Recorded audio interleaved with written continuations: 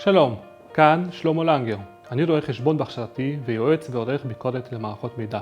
אם אתם מנכ"לים, סמנכ"לי כספים, מבקרי פנים, מנהלי סוקס או מנהלי סיכונים בארגונכם, המסר הבא הוא בשבילכם. יכול להיות שבמעשיכם, או ליתר דיוק באי מעשיכם, אתם מובילים את הארגון שלכם להפסדים ניכרים.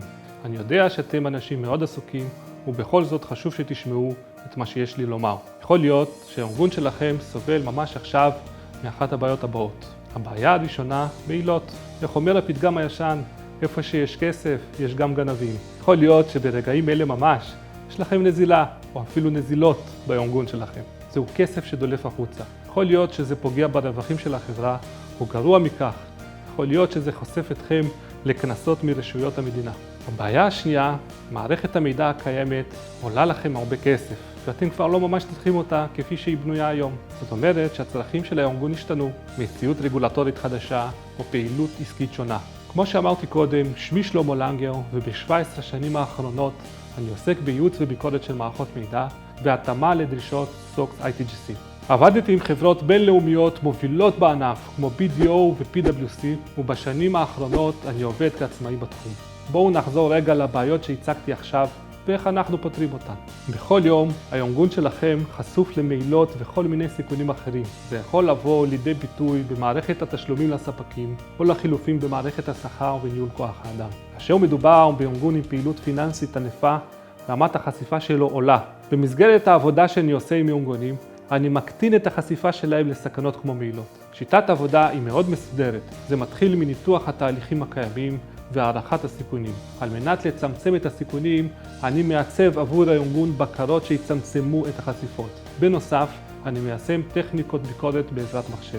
כיום, ישנם כלי ביקורת ממוכנים וחכמים, שביכולתם לסרוק כמויות גדולות של מידע ולזהות אוכלוסיות חריגות במהירות וביעילות. ולי יש היכרות עמוקה עם כלים אלו. חשוב לי להתייחס כאן גם לנושא הרגולציה, כמו התאמות לסוקס ITGC. אני יודע שהרבה מנהלים בארגונים לא אוהבים להתעסק עם זה בלשון המעטה. הם רואים ברגולציה רעה הכרחית. הוצאה גדולה שאין ברירה אלא לשאת בה. אני תמיד מציע לראות בהתאמה לדרישות הרגולציה כהזדמנות. זה הכל עניין של פרספקטיבה. בדיוק כמו בכל פרויקט לייעוץ וביקורת מערכות מידע, אפשר לראות גם בהתאמות לתנאי הרגולציה פרויקט לחידוש והתחדשות בארגון. בנוסף, הסוקס מחזק את הממשל התאגידי בארגון, הוא מחזק את אמון המשקיעים בו, ויש לכך השפעה חיובית על מחיר המניה. נגד, חברה בה התהליכים ומערכות המידע אינם עומדים בדרישות הסוקס, עלולה לחטוף קנסות קבועים, ובמקרים קיצוניים הדבר עלול לגרום לפיטורים של ההנהלה, כפי שקרה כבר בעבר. עכשיו לבעיה השנייה, מערכת מידע שעשויה להיות מיושנת.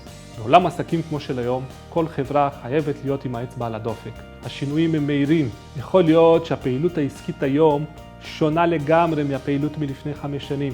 יכול להיות שהיא תשתנה שוב בעוד 5 שנים. גם הדרישות הרגולטוריות משתנות.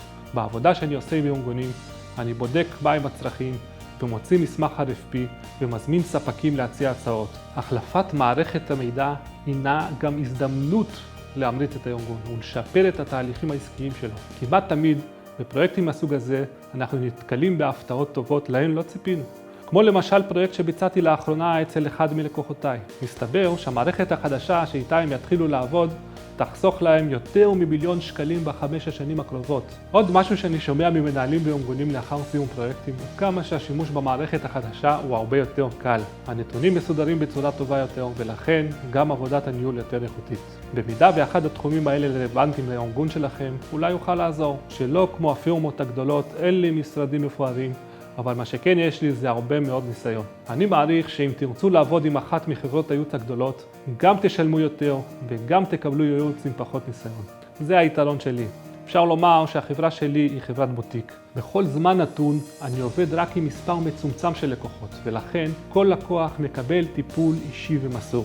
אני מזמין אתכם ליצור איתי קשר לשיחת ייעוץ ראשונית ללא התחייבות. ניתן ליצור איתי קשר על ידי השארת פרטים בטופס באתר. להתראות בקרוב.